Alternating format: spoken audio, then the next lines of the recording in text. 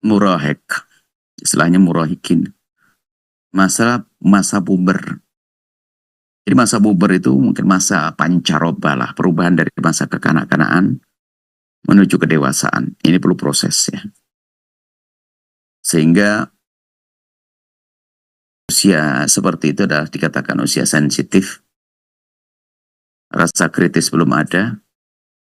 Yang ada adalah keinginan untuk, yang ada adalah kekaguman dengan sesuatu yang terlihat secara dohir adalah baik, bukan baik batin. Sehingga muncul orang-orang di usia begini mudah ikut-ikutan. Usianya adalah sensitif, artinya mudah sekali terpengaruh. Ya? Wah, mudah apa, rasa kritis belum ada. Kritisnya belum ada, tapi hanya kagum bisa ikut-ikutan. Sebab kritis nanti muncul di saat usia kedewasaan.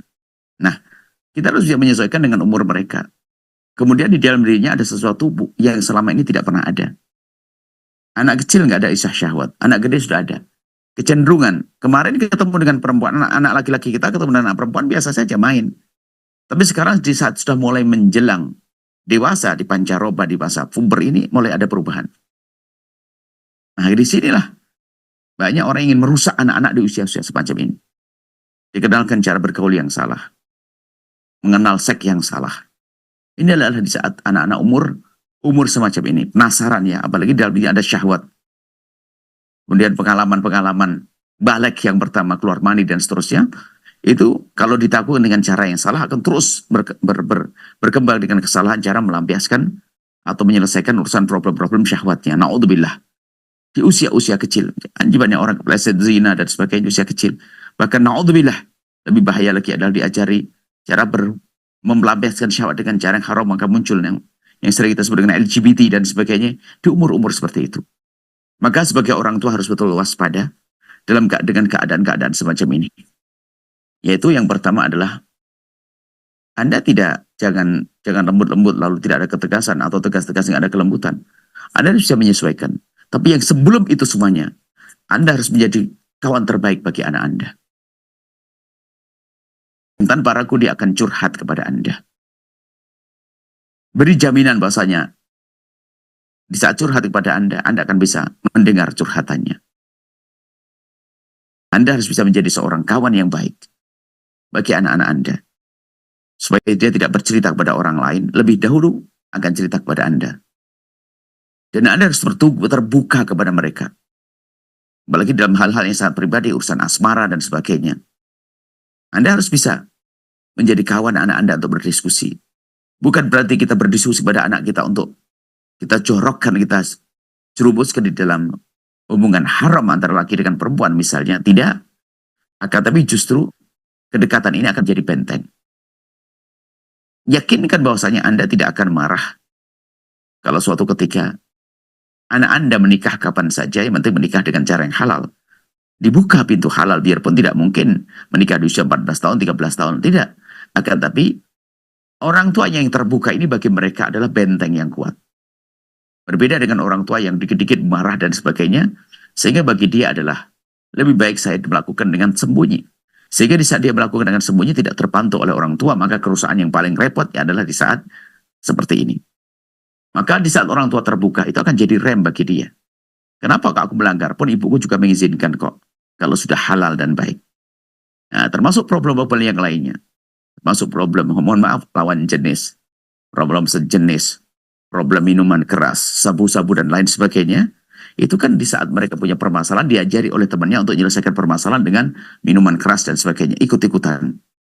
Tapi kalau orang tuanya lebih dulu menjadi kawan yang baik, maka ketahuilah bagi seorang anak adalah itu benteng bagi dia. Untuk tidak melakukan sesuatu yang melanggar syariat Nabi SAW. Maka ayo belajar menjadi orang tua yang baik. Menjadi kawan yang baik. Kalau Anda punya waktu di rumah bersama anak-anak, mereka bukan robot. Mereka perlu orang yang Anda sapa dengan baik. Mereka perlu sentuhan-sentuhan lembut tangan Anda. Dan mereka perlu pelukan Anda, wahai para orang tua. Nggak cukup mereka Anda beri materi. Akan tapi mereka perlu kelembutan dan kasih sayang. Ada sebagian orang hanya beri uang kepadanya. Mana? Kasih sayang perlu. Maka dengan hadirnya kasih sayang, kelembutan, saling percaya. Kemudian setelah itu, merasa bahwasanya sang anak ini adalah tidak jauh dengan orang tuanya, maka sangat mudah untuk membentuk karakter anak saat itu. Tapi kalau orang tuanya marah saja keadaannya, maka bagi anak adalah dia tidak bisa bedakan antara baik dan buruk. Yang jelas, umiku marah-marah, ayahku marah-marah, nggak peduli dengan apa yang diucapkan, benar atau tidak benar, nggak penting. Yang penting ibuku marah-marah dan aku tidak suka. Ini kan bahaya sekali. Sehingga seorang anak menjadi menjadi jauh dari orang tua. Atau orang tua yang Masya Allah tidak pernah punya keberanian mengingatkan sang anak. Tidak pernah berani mengingatkan sang anak. Sehingga di saat seorang anak melakukan kesalahan, ya sudah biarkan begitu saja. Sehingga muncullah anak yang tidak punya adab, tidak punya balas budi, mentang-mentang, dan seterusnya. Jadi Anda tidak boleh terlalu keras, tidak boleh lembut-lembut amat, akan tapi Anda harus pandai punya mencari celah-celah bagaimana Anda menyampaikan kebenaran, bagaimana menghentikan anak-anak Anda dari kemungkaran. Nah, kemudian juga bermacam-macam cara. Apalagi zaman ini adalah zaman media sosial misalnya. Barangkali bisa ada kesepakatan. Kalau Anda punya uang, beli laptop dan sebagainya. Bisa saja begini. Kalau ingin melakukan browsing internet, harus di hadapan Anda. Sebagai orang tua. Jangan biarkan liar begitu saja. Jadi banyak hal yang bisa kita lakukan tentunya untuk menolong anak-anak kita. Akan tapi yang jelas adalah Anda harus menjadi kawan terbaik bagi mereka. Teman diskusi. Jangan sok deh jadi orang tua, seorang laki-laki sok banget. Jaga image. Depan anak nggak ada. Nah, kedekatan itu penting. Anda bangun dengan anak-anak Anda. Supaya mereka nyaman dengan Anda. Ketahuilah, jika seorang anak sudah tidak nyaman dengan orang tuanya, dia mencari kawan yang nyaman dengan dia. Sehingga dia bisa saja ngobrol di gardu, ngobrol di perempatan jalan, ngobrol dimanapun, sehingga jauh dari orang tuanya. Sementara kawannya tidak semuanya adalah orang yang merindukan kebaikan kepadanya. Bisa jadi ingin menjerumuskannya, sehingga kepleset dalam kehinaan. Seperti itu. Semoga Allah mudahkan kita semua untuk menjaga anak-anak kita. Amanat kita yang namanya anak. Sehingga itu menjadi sebab, anak kita menjadi sebab kejayaan kita di akhirat. Di surga Allah Subhanahu wa Ta'ala. Setelah Anda menyaksikan video ini, jangan lupa berselawat kepada baginda Nabi Muhammad sallallahu alaihi wa alihi wa sahbihi wasallam.